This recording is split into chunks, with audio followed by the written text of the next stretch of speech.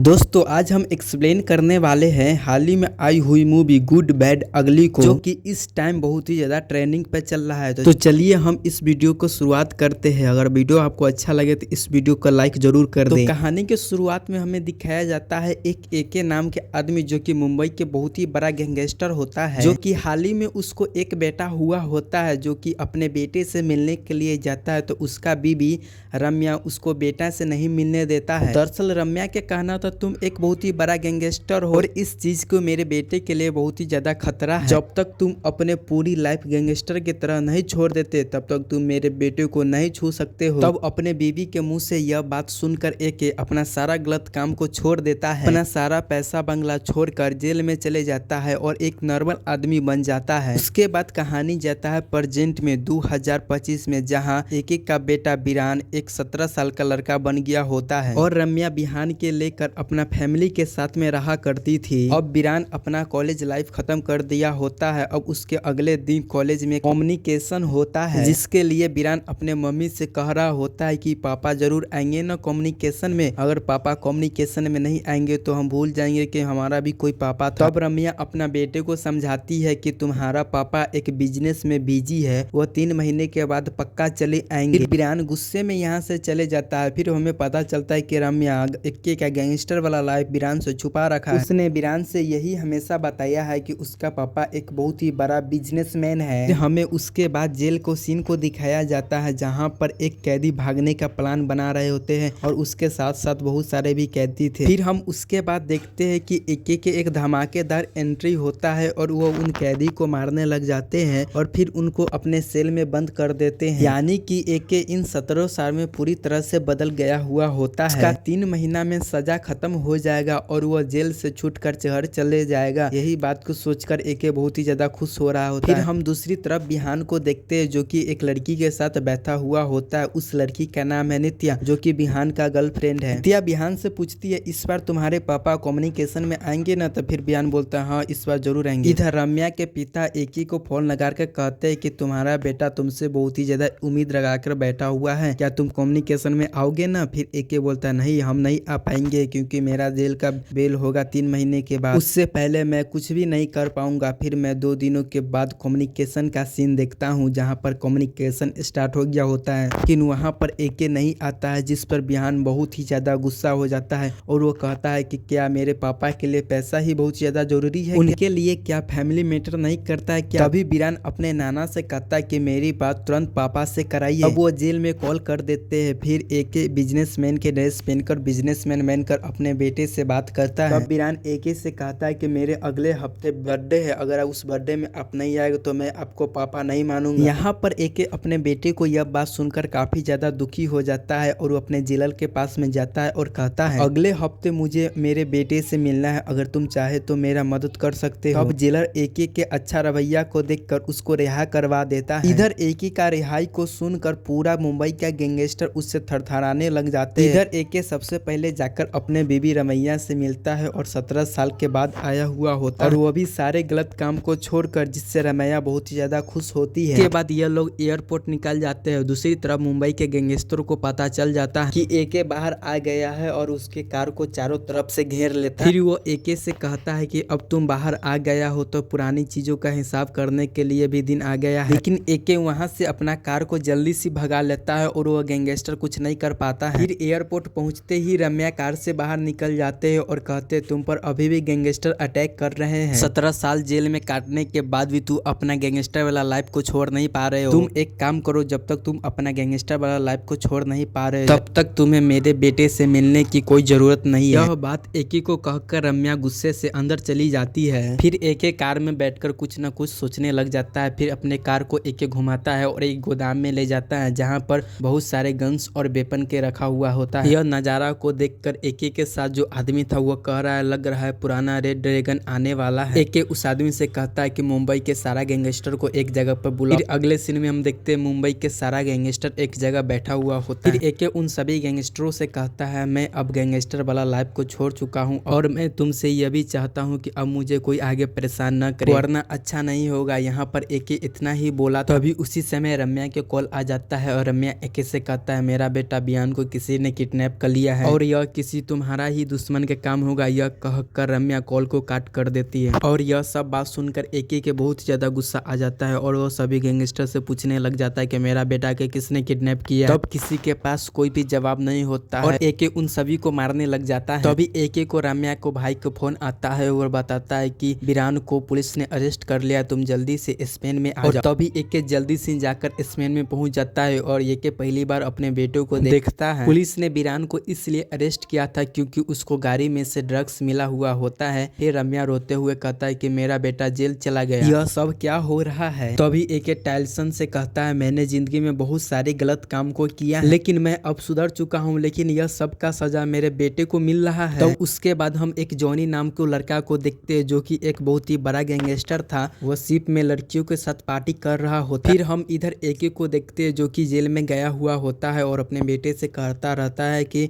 तेरे ये जेल का जिम्मेदार मैं हूँ, यह बता मुझे क्योंकि मैं जानता हूँ कि तुम ड्रग्स नहीं लेते हो। बिहान पर प्रेशर देने के बाद बिहान एके को बताता है कि मैं एक नित्या नाम के लड़की से प्यार करता हूँ। तब माँ गई थी मुंबई बर्थडे का प्लानिंग करने और तभी मैं और नित्या लॉन्ग ड्राइव पर गए थे। तभी मुझे रास्ते पर कई गैंगस्टर मिले थे जिन्होंने नित्या को मार डाला और मुझे ड्रग्स दे दिए थे और उसके बाद मुझे कुछ भी याद नहीं है। यह सब बात बताने के बाद बिहान अपने पापा से कहता है कि मैं जानता हूँ कि आप भी एक गैंगस्टर है और आप मुझे कुछ भी नहीं होने देंगे। तभी एके बोलता हूँ हाँ मैं गैंगस्टर था मगर अभी नहीं हूँ, अब मैं यह सब को छोड़ चुका हूँ। फिर एके यह बात कहकर वहाँ से चले जाता है। फिर एके उन गैंगस्टर को पता लगाने लग जाता है और वो गैंगस्टर मिल भी जाता है। एके उन गैंगस्टर को मारता है और वो गैंगस्टर बताता है कि मैंने डार्क गैंग को कहने पर तुम्हारा बेटा को मैंने किडनैप किया था। फिर एके का दोस्त डार्क गैंग के बारे में बताता है कि यह लोग स्पेन में मनी का काम करता है और स्पेन के गवर्नर भी उस मेंबर को पकड़ने के लिए काफी ज्यादा परेशान हो चुके हैं। इस गैंगस्टर का लीडर बापलो है। यह लोग यूरोप का इलीगल पैसा एक सीक्रेट प्लेस पर रखते हैं जो कि बैंक ही इतना सुरक्षित है और पापलो का राइट हैंड जॉनी है जिसने बिहान को किडनैप कर लिया था। फिर अगले ही सीन में एके उसी क्लब में पहुंच जाता है जो कि उन लोगों का इलीगल बैंक था जो कि उस समय में जॉनी का स्टूडेंट होता है, जिससे एके बात करने लग जाता है कि तुमने मेरे बेटा के क्यों फंसाया है और तुम्हें कितना पैसा चाहिए मैं सबको ला कर दूंगा, बस तुम मेरे बेटे को जेल से निकलवा दो। बस स्टैंड कहता है कि जैसे तुमने आया था मुझे लगा था तुम मुझे मारेगा लेकिन तुम तो मेरे सामने गिलगिलाने लगा है। फिर स्टूडेंट जॉनी का फोन करके यह सब बात बताता है। फिर जॉनी एके का फोटो मंगवाता है। फिर स्टूडेंट जैसे ही एके का फोटो भेजता है वैसे ही जॉनी उस फोटो को लेकर ग्रुप में डाल देता है। फिर जैसे ही उस गैंगस्टर का मेंबर लोग एके का फोटो देखता है तो उस ग्रुप में से एके कहकर हटने लग जाता है। यह देखकर जॉनी कहता है कि एके कोई मामूली आदमी नहीं है। फिर जॉनी स्टूडेंट को कॉल करके कहता है कि इस आदमी को पता करके ये आदमी है कौन। फिर स्टूडेंट कहता है यह तो एक नॉर्मल आदमी जो कि अपना बच्चों को बचाने के लिए आया है। हालांकि जॉनी कहता है कि अब उस आदमी को यहाँ से भेज दे, मैं आऊंगा तो उसे देखूंगा। पर जॉनी का स्टूडेंट तो अभी तो लालच में था, वो सोचता है कि इससे कुछ थोड़ा पैसा ले लूं और फिर उसे यहाँ से भेज दूंगा। फिर स्टूडेंट एके से कहता है कि जॉनी ने कहा है कि तुम पहले उसको बैंक में पैसा भेजवा दो और तुमको बेटे को वो आजाद करवा देगा। फिर अकाउंट नंबर लेकर एके उस स्टूडेंट का बैंक का पूरा अकाउंट खत्म ही कर देता है जो कि देखकर स्टूडेंट का होश ही उड़ जाता है। फिर स्टूडेंट जॉनी का कॉल कर कहता है एके के वहाँ ही खत्म कर दो। फिर यहाँ पर लड़ाई चालू हो जाता है जिन पर एके अकेले ही भारी पड़ रहा होता है। फिर एके उस जगह को बम से उड़ा देता है लेकिन बैंक का लॉकेट अभी भी बचा हुआ होता है और एके ने उन लॉकेट पर बम लगा दिया होता है जिन्हें देखकर जॉनी का हालत खराब हो जाता है। फिर जॉनी एके से कहता है अगर तुमने लॉकेट के कुछ भी किया तो मुझे पापा ने मार डालेगा। तुझे तुम्हारा बेटा चाहिए ना, मैं उसे अपना जान पर खेलकर तुम्हारा बेटा का लाऊंगा। अब यह सारी बातें वीडियो कॉल पर हो रहा होता है लेकिन जॉनी को पता चल गया होता है कि एके कितना खतरनाक आदमी है। फिर एके पूछता है कि तू अब बता कि तुम्हें मेरा बेटा से क्या दुश्मनी है और उसे तुमने क्यों फंसाया है। अंत में एके यह भी कहता है कि मैं जानता हूँ तुम एक नहीं बल्कि दो हो। पर यहाँ पर एक बहुत ही बड़ा ट्विस्ट रिवील होता है। दरअसल जॉनी का एक दूसरा भाई भी था लेकिन वो दोनों जुड़वा ही पैदा हुए होते। जॉनी के दूसरे भाई का नाम जेमी होता है जो कि एक साइको होता है।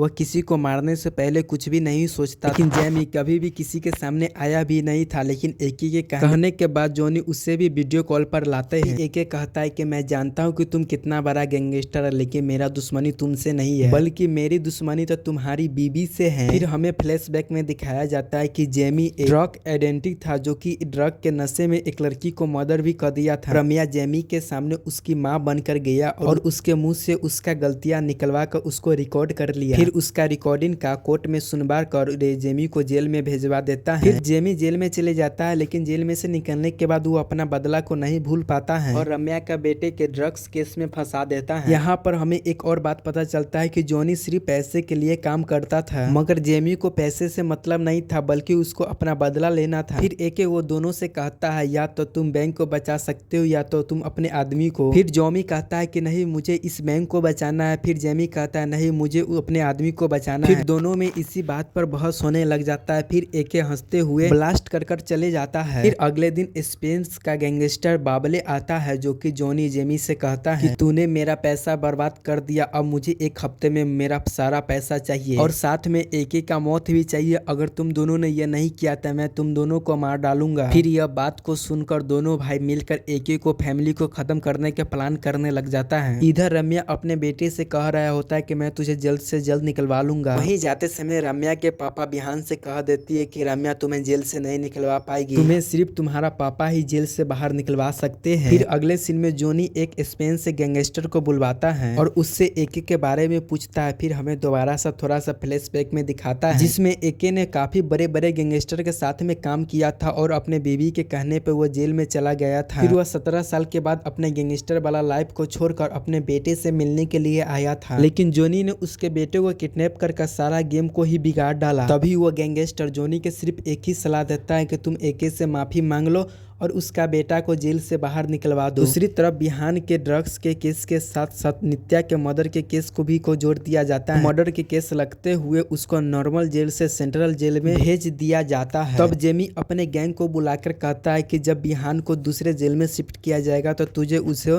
रास्ता में ही खत्म कर देना है। और फिर वह दूसरी गैंग को रम्या को मारने के लिए भी भेज देता है। फिर जेमी एके को फोन करके कह देता है कल तुम्हें बेटा और बेबी भी मर जाएगा, सोच लो तुम किसे बचाओगे। फिर हम अगले सीन में देखते कि रम्या को मारने वाला गैंग रम्या के पास में पहुंच गई थी, जिसे सिमरन नाम की लड़की उसे कंट्रोल कर रही थी। तब सिमरन एके को फोन करके कहती है कि मुझे तुम्हारा बेबी को मारने का ऑर्डर मिला, लेकिन तब मुझे पता चला कि यह रेड ड्रैगन के बेबी है, तब मेरा सारा हिम्मत खत्म हो गया और तुम चिंता मत कर, तेरा बेबी मेरे पास सेफ है। दूसरी तरफ बियान को दूसरे जेल में शिफ्ट करने से पहले उसको गाड़ी पर फायरिंग कर दिया जाता है, जिसका जिम्मी के लोग फिर बियान सोच लिया था कि अब उसका मरना तय है। फिर उसी समय एके का एंट्री होता है। जिमी को गैंग कर मार कर सही सलामत उसे सेंट्रल जेल में पहुंचा देता है। अब यह नजारा को देखकर जिमी और जॉनी को समझ आ गया था कि वो एको को बाल भी नहीं बिगाड़ सकता है। अब वो दोनों भाई यहाँ पर रुके तो उन दोनों का मरना तय है, इसलिए दोनों भाई शिफ्ट में बैठकर यहाँ से निकलने लग जाते हैं। मगर सिमरन एके को यह बात बता देती है। फिर एके उसी शिफ्ट में जाकर बैठ जाता है, जहाँ पर एके देखता है कि नित्या और जेमी एक साथ डांस कर रहे होते हैं, यानी यह नित्या मरी नहीं हुई थी। दरअसल नित्या और जेमी काफी समय से एक दूसरे से प्यार करते थे और रम्या से बदला लेने के लिए जेमी ने नित्या के जरिए बिहान को फंसाया था। तभी नित्या को देखकर एके बहुत ही ज्यादा खुश हो जाता है, क्योंकि एके अब नित्या को कोर्ट में पेश कर बिहान को छुड़ा लेगा। फिर एके जेमी और नित्या को एक जगह पर ले जाता है और उसको वहाँ पर बंद कर देता है। फिर उसी समय रम्या आती है और कहती है मेरे बेटे के साथ जो भी हो रहा है वो तुम्हारा वजह से हो रहा है, तुम एक काम करो, मेरे जिंदगी से वापस तुम दूर चले जाओ और मैं अपने बेटे को मैं खुद ही बचा लूंगा। इसी तरह रम्या एके को खूब सुनाती। अब रम्या के मुंह से यह सब काफी बातें सुनकर एके बहुत ही ज्यादा दुख हो जाता है। वहाँ से सीधा एयरपोर्ट के लिए एके निकल जाता है, यानी कि एके अब सचमुच को रम्या को छोड़ सचमुच जा रहा होता है। फिर एके ने जहाँ नित्या और जेनी को पकड़ कर रखा था वहाँ पर जॉनी पहुँच जाता है और वो दोनों को छोड़ाकर वहाँ से भागने लग जाता है। तभी उस जगह रम्या पहुँच जाती है। फिर जेमी कहता है मैडम मुझे पहचाना, वही हूँ जिससे मेरा आवाज रिकॉर्ड कर आपने मुझे सजा दिलवाई थी। अब तुम देखो मैं तेरा बेटा को भी यही हाल करवाता हूँ। यह बोलकर जेमी रम्या को शुद्ध कर देता है, लेकिन रम्या को गोली शोल्डर पर लगा हुआ होता है। तभी उसी समय रम्या के भाई उस जगह पर आ जाता है। अब यह सब हो जाने के बाद नित्या जेमी जॉनी यहाँ से भागने लग जाता है। तभी नित्या और जेमी बिल्डिंग से नीचे गिरने वाले थे, तभी जॉनी उसे पकड़ लेता है। हालांकि जॉनी उन दोनों को बैठ के उठा नहीं पा रहा था, इसीलिए जेमी को बचाने के लिए जॉनी नित्या को गोली मार देता है। नित्या पानी में गिर जाती है। दूसरी तरफ रम्या हॉस्पिटल में होती है, जो कि एके के फोन कर कहती है कि मुझसे बहुत ही बड़ा बड़ा गलती हो गई, जो कि तुम अपने बेटे के लिए एके बने थे, लेकिन अब तुम्हें दोबारा अपना बेटे के लिए रेड ड्रैगन बनना पड़ेगा। फिर जेमी और जॉनी कार से कहीं जा रहे होते हैं और रिहान को मारने के प्लानिंग बना रहे होते हैं। तभी उनके कार के पीछे एके करने लग जाता है और उनको कार में से बाहर निकलकर बहुत ही बुरी तरह से मारने लग जाता है। तभी एके उन दोनों को खत्म ही करने वाला था, तभी पापले अपने गैंग को भेज देता है। तभी सभी गैंग मिलकर एके को घेर लेता है। फिर एके चुपचाप होकर अपने कार में जाकर बैठ जाता है। तभी एके अपने कार में से एक बटन को दबाता है, जिसमें से बहुत सारे वेपन निकल जाता है और वो उन लोगों पर फायरिंग कर